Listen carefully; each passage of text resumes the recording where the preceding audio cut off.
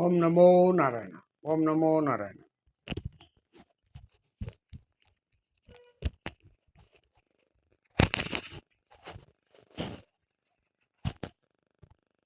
ಓಂ ನಮೋ ನಾರಾಯಣ. ಈಗ ರಾಜ್ಯದ ಒಂದು ವಿಷಯ ಹೇಳಕ್ಕೆ ಬಂದಿದ್ದೀನಿ. ಒಂದೇ ಅಂದರೆ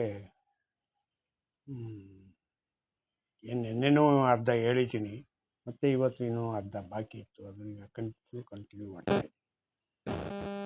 ರಾಜ್ಯದ BJP ಅಧ್ಯಕ್ಷರ ಬದಲಾವಣೆ ಅಂತ ಕತೆ ಹೇಳ್ತಾ ಇದ್ದಾರೆ. ಏನು ಕತೆ ಬದಲಾವಣೆಗೆ ಒಂದೇ ಒಂದು ಅಡ್ಡ ಮತದಾನ ಆಗಿದ್ದಕ್ಕೆ ಅಧ್ಯಕ್ಷರನ್ನ ಬದಲಾವಣೆ ಮಾಡಿಬಿಟ್ರೆ ಅಡ್ಡ ಮತದಾನ ಸರಿಯಾಗ್ಬಿಡುತ್ತೆ, ನೆಟ್ಟಗಾಗ್ಬಿಡುತ್ತೆ. ಏನೂ ಇಲ್ಲ. ಯಾಕೆ ಹಂಗಂದ್ರೆ MLA ಆಗಿರ್ತಕ್ಕಂಥವನು MLA ಪಾರ್ಟಿ ಚಿಹ್ನೆಯಲ್ಲಿ ಗೆದ್ದ ಮೇಲೆ ಆ ಗೆದ್ದಕ್ಕೆ ತಕ್ಕಂತೆ ಸರಿಯಾಗಿ ಇರಬೇಕಾದ್ದು ಅವನ ಕರ್ತವ್ಯ, ಅವನ ಲೋಪ. ಅವನು ಮೋಸ ಮಾಡ್ತಾನೆ ಅಂತಂದರೆ ಅದು ಲೋಪ ಅಂತ. ಅವನು ಮೋಸ ಮಾಡೋಕ್ಕೋಸ್ಕರನೇ ಪಕ್ಷದಲ್ಲಿ ಇದ್ದಾನೆ ಅಂತಾಯಿತು. ಆದರೆ ನಾನು ಇನ್ನೊಂದು ಏನಪ್ಪ ಹೇಳ್ತೀನಿ ಅಂದರೆ, ಈಗ ವಿಜೇಂದ್ರ ಆಗಲಿ ಇಲ್ಲ ಅಶೋಕ್ ಆಗಲಿ, ವಿರೋಧ ಪಕ್ಷದ ನಾಯಕರ ಅಶೋಕ್ ಆಗಲಿ ಇದಕ್ಕೆ ಹೊಣೆ ಅಂತ ಹೇಳ್ತಾ ಇದ್ದಾರೆ. ಹೌದು, ಹೊಣೆ ಇರ್ಬೋದು ಒಂದು ಭಾಗ, ಆದರೆ ಇನ್ನೊಂದು 9 ಭಾಗ ಯಾರ್ದು? ಎಲ್ಲಾರ್ದು. ಯಾವನಾದ್ರೂ ಈ ಥರ ಮಾತಾಡ್ತಾವನೆ ಅನ್ನೋದ್ರೆ ಅದನ್ನೀಗ ಪಕ್ಷಕ್ಕೆ ತಿಳಿಸ್ಬೇಕು ತಾನೆ. ಈ ಥರ ಹೋಗ್ತಾ ಇದ್ದಾರಪ್ಪ ಹಂಗಂತ ಒಂದು ಯಾರಾದರೂ ಒಬ್ಬನಾದ್ರೂ ಅದನ್ನು ಸುಳುವು ಕೊಡಬೇಕಲ್ವಾ? ಸುಳುವು ಕೊಡಲಿಲ್ಲ ಹಂಗಂತಂದರೆ ಎಲ್ಲರೂ ಸೇರಿಕೊಂಡ್ರೆ 63 ಜನನು ಅಲ್ವಾ? 63 ಜನ ತಪ್ಪೇ ಇದು, ಒಬ್ಬರದೇ ಅಲ್ಲ. ಹಾಕಿರೋರು 8 ಜನ ಓಟಿನಿಗೆ ಅಡ್ಡ ಮತದಾನ ಮಾಡಿರ್ಬೋದು, 8 ಜನ. ಆದರೆ 63 ಜನನೂ ಅಡ್ಡ ಮತದಾನ ಮಾಡಿದವರು ಒಂದಕ್ಕೆ. ಯಾಕೆ ಹಂಗಂತಂದರೆ ಅವರು ಈ ವಿಷಯನಿಗೆ ತಿಳಿದು ಅವ್ರಿಗೆ ಹೇಳಲಿಲ್ಲ ಹಂಗಂದರೆ, ಪಕ್ಷಕ್ಕೆ ಮುಟ್ಟಿಸ್ಲಿಲ್ಲ ಹಂಗಂತಂದರೆ ಅವರು ಯಾವ ಪಾರ್ಟಿಗೆ ನಿಷ್ಠೆಯಾಗಿದ್ರು. ಯಾರಾದರೂ ಒಬ್ಬರೆಲ್ಲ ಒಬ್ಬರಿಗೆ ಗೊತ್ತಾಗೇ ಆಗತ್ತಲ್ವಾ? ಇದು ನನಗೆ ಯಾಕೆ ಹಂಗಂತ ಇದನ್ನು ಮಾಡಿಕೊಂಡ್ರೆ ಪಕ್ಷದ ಗತಿ ಏನಾಗಬೇಕು? ಇವತ್ತೇನೋ ಪಕ್ಷನಿಗೆ ಹಾಳು ಮಾಡಿಬಿಡ್ತೀರಾ, ನಾಳೆ ಬರ್ತಕ್ಕಂಥ ಹುಡುಗರಿಗೆ ಅಲ್ಲ. ಅದಕ್ಕೊಂದು ಏನು ಮಾಡಬೇಕು ಇವರು ಹಂಗಂದರೆ, ನೆಕ್ಸ್ಟು ಈ ಎಲ್ಲ ವಯಸ್ಸಾದವರು ಮುದಿಯರು ಇದ್ದಾರಲ್ಲ, ಇವ್ರಿಗೆಲ್ಲರಿಗೂ ಕಿತ್ತಾಕ್ಬಿಟ್ಟು ಬರೀ 18ರಿಂದ 30ರೊಳಗೆ ಇದ್ದರೆ ಬನ್ನಿ, 20 ಇಲ್ಲ 20ರಿಂದ 30, 35 ಲಾಸ್ಟು.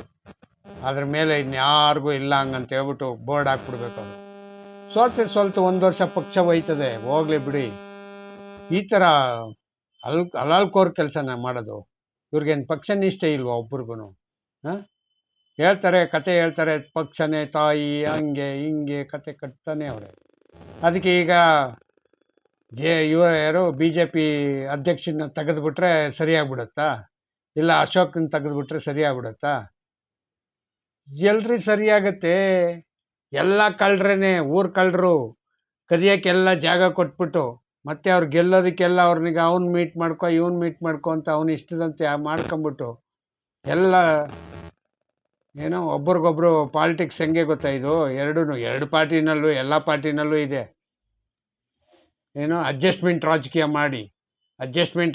ಆಗಿದ್ದಕ್ಕೇ ಇವತ್ತು ಹಿಂಗಾಗಿರೋಂಥದ್ದು, ಅಡ್ಡ ಮತದಾನ ಆಗಿದ್ದು. ಮತ್ತು ಅನುಕಂಪ, ಏನೋ DK ಶಿವಕುಮಾರ್ ಮುಖ್ಯಮಂತ್ರಿ ಆಗ್ಬಿಟ್ಟವನೇ, ಅವನಿಗೊಂದು ಅವಕಾಶ ಇರಲಿ. ಏನು ಅನುಕಂಪ ಕೊಟ್ಟು ಏನು ಮಾಡ್ತೀಯಪ್ಪ? ನಾಳೆ ಮೇಲಿರೋನು ಕೊಡ್ತಾನಪ್ಪ ಉತ್ತರ, ಅವಾಗ ಏನು ಮಾಡ್ತೀರಾ? ಅವನು ಕೊಡೋ ಉತ್ತರ ಇನ್ನೂ ಭಾಳ ಚೆನ್ನಾಗಿರುತ್ತೆ ಗೊತ್ತಾ? ಅದಕ್ಕೆ ಧರ್ಮಸ್ಥಳದಲ್ಲಿ ಹೋಗಿ ಆಣೆ ಪ್ರಮಾಣ ಮಾಡೋಣ ಅಂತೆಲ್ಲ ಫಿಕ್ಸ್ ಮಾಡ್ಕೊಂಡಿದ್ವಿ. ಆಣೆ ಪ್ರಮಾಣಕ್ಕೆ ಸುರೇಶ್ ಕುಮಾರ್ ಒಪ್ಕೊಳ್ಳಿಲ್ಲ, ಮತ್ತು ಜಾರಕಿಹೊಳಿ ಯಾರೋ ಇವನು ಶ್ರೀರಾಮ್ಲು ಒಪ್ಕೊಳ್ಳಿಲ್ಲ, ಸದಾನಂದ ಗೌಡರು ಒಪ್ಕೊಳ್ಳಿಲ್ಲ. ಸದಾನಂದ ಗೌಡರು ಹೇಳಿದ್ರು, ಹೌದು ಪ್ರಮಾಣ ಮಾಡೋದಕ್ಕೆ ಹೋಗೋದಕ್ಕೆ 8 ಜನ ತಪ್ಪು ಮಾಡಿದರೆ 63 ಜನ ಕರ್ಕೊಂಡು ಹೋಗೋದು ಭಾಳ ಅವಮಾನದ ಕೆಲಸ. ಇವ್ರನ್ನೆಲ್ಲ ನಾವು ತಪ್ಪಿಸ್ತರು ಅಂತ ನಾವು ಗುರ್ತು ಮಾಡೋದು ಸರಿಯಾದ ಕ್ರಮ ಅಲ್ಲ ಹಂಗಂತ ಹೇಳಿದ್ರು. ಒಂದು ದೊಡ್ಡ ಮಾತು, ಒಳ್ಳೆ ಮಾತೆ. ಆ ಒಳ್ಳೆ ಮಾತಿಗೆ ಎಲ್ಲರೂ ಕೇಳಿಸ್ಕೊಂಡಿದ್ದೀರಲ್ಲ, ಅಷ್ಟು ಒಳ್ಳೇದಲ್ವಾ? ಮತ್ತು ಈಗ ಇದು ಹೋಗ್ಬಿಟ್ಟು ಮಂಜುನಾಥ್ ಮೇಲೆ ಆಣೆ ಮಾಡಿಬಿಡ್ತೀರ. ಆಣೆ ಮಾಡುವಾಗ ಒಳಗಡೆ ತಪ್ಪು ಏನು ಅಂದ್ಕೊಂಡು ಮಾಡ್ತಾರೆ? ಓಪನ್ ಆಗಿ ಮಾಡ್ತಾರಾ? ಬಾಯಲ್ಲೊಂದು ಮನಸ್ಸಲ್ಲೊಂದು ಆದಾಗ ಏನು ಮಾಡ್ತೀರಾ? ಹೆಂಗೆ ಮತ್ತೆ ಕಂಡುಹಿಡಿಯೋಕ್ಕಾಗಲಿಲ್ಲ, ಮತ್ತೆ ಏನು ಮಾಡ್ತೀರಾ ಅವಾಗ? ಇನ್ಯಾರಿಗೆ ಪ್ರಮಾಣ ಮಾಡಿಸ್ತೀರಾ? ಹಾಂ, ಅದಕ್ಕೆ ಅವ್ರವ್ರ ಮನೆ ಮೇಲೆ ಅವ್ರ ಮನೆ ದೇವ್ರುಗಳಿಗೆ ಪ್ರಮಾಣ ಮಾಡ್ಕೊಳ್ಳಿ. ನೀವು ಸಾಕ್ಷಿಯಾಗಿ ಹಿಂಗೆ ಹೇಳಿ ಹಿಂಗಂತ ಹೇಳಿದರೆ ಸಾಕಾಗಿತ್ತು ಅಷ್ಟೇ. ಇಲ್ಲ ಆಗಿದ್ದಾಯಿತು, ನಾವು ಮುಂದೆ ಇನ್ನೂ ಈ ಥರದ್ದೆಲ್ಲ ಮಾಡಬಾರ್ದು, ಈ ಥರ ಮಾಡಿಕೂಡ್ದು ಅಂತ ಒಂದು ಬಲವಾದ ಒಂದು ನಿರ್ಧಾರ ತಗೋಬೇಕು. ಅದು ಬಿಟ್ಟರೆ ಬೇರೆ ಏನೂ ಇಲ್ಲ. ಈಗ ಗೊತ್ತಾದ್ರೂ 8 ಜನ ಒಟ್ಟಿಗೆ ಉಚ್ಚಾಟನೆಯೂ ಮಾಡೋಕ್ಕಾಗಲ್ಲ. ಯಾರನ್ನ ಅಂತ ಉಚ್ಚಾಟನೆ ಮಾಡ್ತೀರಾ? 8 ಜನನೂ ಉಚ್ಚಾಟನೆ ಮಾಡ್ತೀರಾ? ಮತ್ತು ಇನ್ನೇನಕ್ಕೆ ಕಂಡು ಹಿಡಿತೀರಾ? ಹೋಗೋನಿದ್ರೆ ಹೋಗ್ಲಿ ಬಿಡಿ, ಹಂಗೆ ಹೇಳಿ ಓಪನ್ ಆಗಿ. ನಮ್ಮ ಇವ್ರು ಏನು ಮಾಡಬೇಕು ಅಂತಂದರೆ, ಅಧ್ಯಕ್ಷರು, BJP ಅಧ್ಯಕ್ಷರು ಏನು ಹೇಳಬೇಕು ಅಂತಂದರೆ, ಯಾರು ಇರೋಕ್ಕೆ ಇಷ್ಟ ಇಲ್ಲಪ್ಪ ಅವರೆಲ್ಲರೂ ನಿಮ್ಮಷ್ಟಕ್ಕೆ ನಿಮ್ಮ ದಾರಿ ಹಿಡ್ಕೊಂಬಿಡಿ, ನಾವು ಹೊಸ ಹುಡುಗರು ಹಾಕ್ಕೊಂಡು ನಾವು ಮುಂದೆ ರಾಜಕೀಯ ಮಾಡ್ಕೋತೀವಿ ಅಂತ ಹೇಳಬೇಕು. ಆವಾಗಾದರೂ ಗೊತ್ತಾಗುತ್ತೆ. ಅದು ಬಿಟ್ಟರೆ ಬೇರೆ ಏನೂ ಇಲ್ಲ. ಕುಮಾರಸ್ವಾಮಿ ಅವರು ಅಷ್ಟೇ. ಕುಮಾರಸ್ವಾಮಿ ಅವ್ರಿಗೆ ಗೊತ್ತಾಯ್ತು ಈಗ ಯಾರೋ ಮಂಜು ಅಂತೆ, ಮಂಜು ಅವರೇ ಓಪನ್ ಆಗಿ ಹೇಳ್ತಾವ್ರಂತೆ, ನನಗೆ ಆಮೇಶ ಒಡ್ಡಿದ್ರು ನಾನು ಹೋದೆ, ನಾನು ಏರಿಯಾಕ್ಕೆ ಕ್ಷೇತ್ರಕ್ಕೆ ಕೆಲಸ ಮಾಡೋಕ್ಕೆ ದುಡ್ಡು ಕೊಡ್ತೀನಿ ಅಂತಂದ್ರು, ಅದಕ್ಕೋಸ್ಕರ ನಾನು ಓಟ್ ಹಾಕ್ತೀನಿ. ಇನ್ನೆಂಥ ದೊಡ್ಡ ಬುದ್ಧಿವಂತ. ಕಾನೂನು ಪ್ರಕಾರವಾಗಿ ಎಲ್ಲರಿಗೂ ಅನುದಾನ ಕೊಡಬೇಕಯ್ಯ ದಡ್ಡ.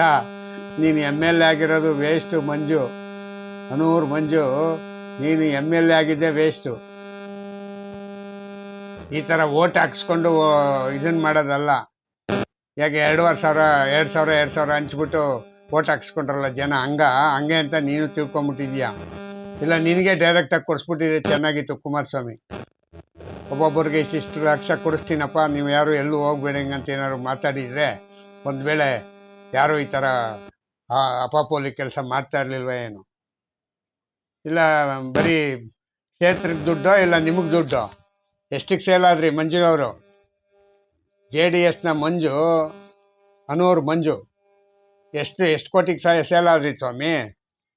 ಹಾಂ, ಇಲ್ಲ ಅಂದರೆ ನೀವು ಸೇಲ್ ಆಗದೆ ನೀವು ಊರಿಗೆ ಉದ್ಧಾರ ಮಾಡೋ ಜನ ಎಲ್ಲ ನೀವೆಲ್ಲ ನಿಮ್ಮನ್ನು ಉದ್ಧಾರ ಮಾಡ್ಕೊಳಕ್ಕೆ ಬಂದಿರೋರು. ನೀವು ಓಟ್ ಹಾಕ್ದಾಗಲೇ ಗೊತ್ತಾಯಿತು ನಿಮ್ಮ ಉದ್ಧಾರಕ್ಕೆ ಏನು ಬೇಕೋ ಅದನ್ನ ಮಾಡ್ಕೊಂಡಿದ್ದೀರ. ಇನ್ನು ಯಾರ್ಯಾರು ಹೇಳಿ ಗೊತ್ತಿದ್ದರೆ ಎಲ್ಲರೂ ಹೆಸರಿನೀಗ ಬಹಿರಂಗಪಡಿಸಿ ನೋಡ, ವಿಷಯ ಗೊತ್ತಾಗಲಿ ಎಲ್ಲರಿಗೂ, ಅವಮಾನ ಆಗಲಿ. ಅರ್ಥ ಆಯ್ತಾ? ಮತ್ತು ಇನ್ನೊಂದೇನಪ್ಪ ಹಂಗಂದ್ರೆ, ಆಣೆ ಪ್ರಮಾಣ ಮಾಡಿಬಿಟ್ರೆ ಸಾಧ್ಯ ಇಲ್ಲ ಸರ್.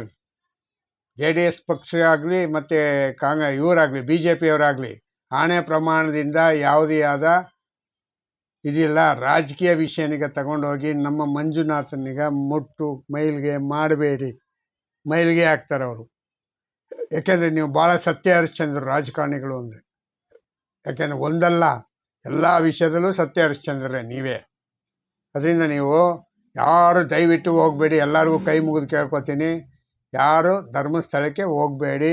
ಯಾರು ಧರ್ಮಸ್ಥಳದ ಮಂಜುನಾಥನ ಆಣೆನೀಗ ಮಾಡಬೇಡಿ. ಯಾವ ದೇವ್ರ ಆಣೆನೂ ಬೇಡಪ್ಪ, ನಿಮ್ಮ ಆತ್ಮಸಾಕ್ಷಿಗೆ ಆಣೆ ಮಾಡ್ಕೊಳ್ಳಿ, ನಾವು ಮಾಡಿದ ತಪ್ಪೋ ಸರಿನೋ ಅಂತ ಬಿಟ್ಟು ಬೇರೆ ಏನೂ ಮಾಡಬೇಡಿ. ಯಾಕೆಂದರೆ ಸತ್ತರೆ ನೀವೇ ಸಾಯಿರಿ, ಬೇರೆಯವ್ರನ್ನ ಯಾಕೆ ಸಾಯಿಸಕ್ಕೆ ಹೋಗ್ತೀರಾ? ಎಲ್ಲ ಊರಿಗೆಲ್ಲ ಗೊತ್ತಾಗಿ ಊರ ಜನ ಎಲ್ಲ ಅಯ್ಯೋ ಇವರು ಮನೆ ಹಾಳಾಗ ಇವ್ರು ಹಿಂಗೆ ಯಾವ ಮನಸ್ಸಿಂದ ಪ್ರಮಾಣ ಮಾಡಿದ್ರಪ್ಪ ಅಂತ ಹೇಳೋದು ಬೇಡ. ಅರ್ಥ ಆಯ್ತಾ? ನಮ್ಮ ಹಿಂದೂ ಸಂಪ್ರದಾಯದಲ್ಲಿ ಯಾರ ಮೇಲೂ ಆಣೆ ಮಾಡುವ ಅವಶ್ಯಕತೆ ಇಲ್ಲ. ಅದು ಯಾರು ಕಲಿಸ್ಕೊಟ್ರೋ, ಯಾರ ಬಾಯಿಂದ ಬಂತೋ ಇದು ಗೊತ್ತಿಲ್ಲ. ಪುಣ್ಯಾತ್ಮರು, ಆ ಪುಣ್ಯಾತ್ಮರಿಗೆ ಒಂದು 100 ತೆಂಗಿನಕಾಯಿ ಹೊಡಿಬೇಕಪ್ಪ ಈ ಆಣೆ ಪ್ರಮಾಣನೀಗ ಯೋಚನೆ ಮಾಡಿದವ್ರಿಗೆ. ಯಾಕೆಂಗಂತಂದರೆ ಇದು ಮಾಡಬಾರ್ದ ಕೆಲಸ, ಆಗಬಾರ್ದ ಕೆಲಸ. ಇದು ಮಾಡೋ ಅಂಥ ಕೆಲಸನೀಗ ಯೋಚನೆ ಮಾಡಿ, ಆಗಬಾರ್ದನ್ನೆಲ್ಲ ಯಾಕೆ ಯೋಚನೆ ಮಾಡಿ ಇಲ್ಲದೆಲ್ಲ ತಲೆ ಕೆಡಿಸಿ ಇಲ್ಲದೆಲ್ಲ ವಿಚಾರ ಮಾಡ್ತೀರ ಅಂತ ನನಗೆ ಅರ್ಥ ಆಗಿಲ್ಲ. ಮತ್ತು ಸಣ್ಣದಾಗಿ ಇನ್ನೊಂದೇನಪ್ಪ ವಿಷಯ ಹೇಳಬೇಕು ಅಂತಂದರೆ, ಈ ಊರಿದಾರಲ್ಲ ಯಾರು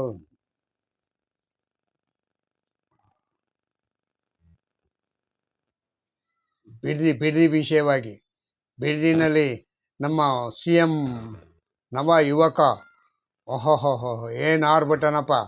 ಯಾವುದೇ ಕಾರಣಕ್ಕೆ ನಾನು ಇದನ್ನೀಗ ಸಕ್ಸಸ್ ಆಗೋವರೆಗೂ ಬಿಡೋದಿಲ್ಲ, ನಾನು ಮಾಡ್ಕೋತೀನಿ ಅಂತ ಹೇಳ್ತಾ ಇದೀಯ. ನಿನಗೆ ಜಮೀನು ಕೊಟ್ಟರೆ ಅಲ್ವೇನೆ ಸಕ್ಸಸ್ ಆಗೋದು. ಜಮೀನೇ ಕೊಡಲಿಲ್ಲ, ಅವ್ರು ಪೇಪರೇ ಕೊಡಲಿಲ್ಲ ಅಂದರೆ ಏನು ಮಾಡ್ತೀಯಾ? ಹಾಂ, ಏನು ಮಾಡ್ತೀಯಾ? ಯಾರೋ ಒಂದು 4 ಜನ ಕೊಟ್ಟರು, 4 ಜನದ ಅಷ್ಟೇ ಜಮೀನಿಗೆ ನೀವು ಅಕ್ವೇಷನ್ ಮಾಡ್ಕೋಬೇಕು ಮಿಸ್ಟರ್ ಡಿ ಕೆ ಶಿವಕುಮಾರ್.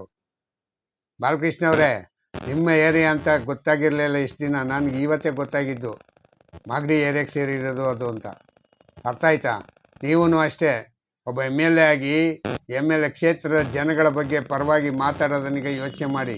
ಹಿಂದೆ ಎಲ್ಲ ಏನು ಮಾತಾಡಿದ್ದೀರಾ ಯಾರು H.D. ಕುಮಾರಸ್ವಾಮಿ ಅವರು ಅಕ್ವೇಷನ್ ಮಾಡುವಾಗ, ಈಗೇನು ಮಾತಾಡ್ತಾ ಇದ್ದೀರಾ ಅಂತ ಹೇಳಿ. ಹಾಗೆಲ್ಲ ಇದೇ ಹೇಳಿದ್ದೀರಾ. ಈ ಫಲವತ್ತಾದ ಜಮೀನಿಗೆ ಯಾಕೆ ಇವರು ಇದು ಹಿಂಗೆ ಮಾಡ್ತಾರೆ ಹಂಗೆ ಮಾಡ್ತಾರೆ ಅಂತ ಎಲ್ಲ ಹೇಳಿದ್ದೀರಾ ಅವತ್ತು. ಇವತ್ತು ಇಲ್ಲ, ನಿಮಗೆ 2 ಕೋಟಿ ಕೊಡಿಸ್ತಾ ಇದ್ದೀನಿ, 2.5 ಕೋಟಿ ಕೊಡಿಸ್ತಾ ಇದ್ದೀನಿ, ನೀವು ನನಗೆ ಸಹಕಾರ ಕೊಡಿ ಅಂತ ಕೇಳಕ್ಕೆ ಹೋಯ್ತಾರೆ. ಹೋಗಿ ಅಲ್ಲಿ ಕೇಳಿದ್ದೀರಾ? ಊರಿಗೆ ಹೋಗಿದ್ದೀರಾ? ಅವ್ರ ಊರಿಗೆ ಹೋದರೆ ನಿಮ್ಮನ್ನ ಗಟ್ಟಾಡಿಸ್ಕೊಂಡು ಹೊಡಿತಾರೆ. ಪೊಲೀಸ್ ಇಲ್ಲದೆ ಹಂಗೆ ಹೋಗ್ಬಿಡಿ ನೋಡೋಣ, ನಿಮ್ಮನ್ನು ಚಿತ್ರಾನ್ನ ಮಾಡಕ್ಕೆ ಬಿಡ್ತಾರೆ. ಪೊಲೀಸಿಗೆ ಗೊತ್ತಿಲ್ಲದೆ ಹೋಗ್ಬಿಟ್ಟು ಏನಣ್ಣ ಎಲ್ಲ ನಿಮ್ಮ ಪರಿಚಯದವ್ರು ಅವರಲ್ಲ, ಅವ್ರನ್ನಷ್ಟೇ ಹೋಗಿ ಮಾತಾಡಿ ಸಾಕು. ಎಲ್ಲರಿಗೂ ಬೀಳುತ್ತೆ ಒದೆ, ಭಯಂಕರಾಗಿ ಬೀಳುತ್ತೆ. ಹೇಳ್ತಾ ಇದ್ರಲ್ಲ, ಜಂಜಿ ಎಲ್ಲಾನು ಹಂಗೆ ಮಾಡ್ತಾರೆ ಹಿಂಗೆ ಮಾಡ್ತಾರೆ ಅಂತ. ಈ ಜಂಜಿಗಳು ಏನಾದ್ರು ನೀವು ಅಪ್ಪಿತಪ್ಪಿ ನಿಮ್ಮ ಊರಿಗೆ ಹುಡ್ಕೊಂಬಂದ್ರೆ ಏನು ಮಾಡ್ತೀರಾ? ಮಾಗಡಿಗೆ ಎಲ್ಲಿ ನಿಮ್ಮ ಮನೆ ಇರೋದು ಅಡ್ರೆಸ್ ಗೊತ್ತಾಗಿ ನಿಮ್ಮ ಮನೆಗೆ ಬಂದು ಮುತ್ತಿಗೆ ಹಾಕಿದ್ರೆ ಏನು ಮಾಡ್ತೀರಾ? ಅಲ್ಲಿಂದ ಓಡೋಗ್ಬೇಕಾಯ್ತದೆ. ಇಷ್ಟೇ ಆಗೋದು. ನೀವು ಮಂತ್ರಿ ಪದವಿ ಗೀಡ್ಸ್ಕೊಳ್ಳೋಕ್ಕೋಸ್ಕರ ಈ ಥರದ್ದೆಲ್ಲ ನಾಟಕ ಆಡ್ತಾ ಇರೋದು. ಶಿವಕುಮಾರ್ ಹತ್ರ. ಶಿವಕುಮಾರ್ ಹೆಂಗಾರು ಮಾಡಿ ನನ್ನ ಮಂತ್ರಿ ಮಾಡಲಿ, ಇದನ್ನೀಗ ನಾನು ಸಾಧನೆ ಮಾಡಿ ತೋರ್ಸೋಣ, ಹಂಗೆ ಹಿಂಗೆ ಅಂತ ಯೋಚನೆ ಮಾಡ್ತಾಯಿದ್ದೀರ. ಆದರೆ ಅದು ಆಗದೆ ಇರೋ ಕೆಲಸ ಮಿಸ್ಟರ್. ನಿಮ್ಮ ಮಂತ್ರಿ ಈಸ್ಕೋ, ಬೇಡ ಅಂತ ಹೇಳಲ್ಲ. ಇದನ್ನೀಗ ರೈತರು ಇಷ್ಟೊಂದು ಜನ ರೊಚ್ಚಿಗೆದ್ದಿದ್ದಾರೆ. ಇವತ್ತಲ್ಲ ನಾಳೆ ಅದು ಕೋರ್ಟ್ಗೆ ಹೋಗುತ್ತೆ. ಮತ್ತೆ ಈ ಹೋರಾಟ ಹಂಗೆ ನಿಲ್ಲಲ್ಲ. ಕೋರ್ಟ್ ಏನು ಹೇಳುತ್ತೆ ಅವಾಗ? ಇಷ್ಟು ಸಾವಿರಾರು ಜನ ಹೋರಾಟ ಮಾಡುವಾಗ ಕೋರ್ಟು ಬೇಡ ಹಂಗಂತ ಹೇಳುತ್ತಾ, ಬೇಕು ಅಂತ ಹೇಳುತ್ತಾ?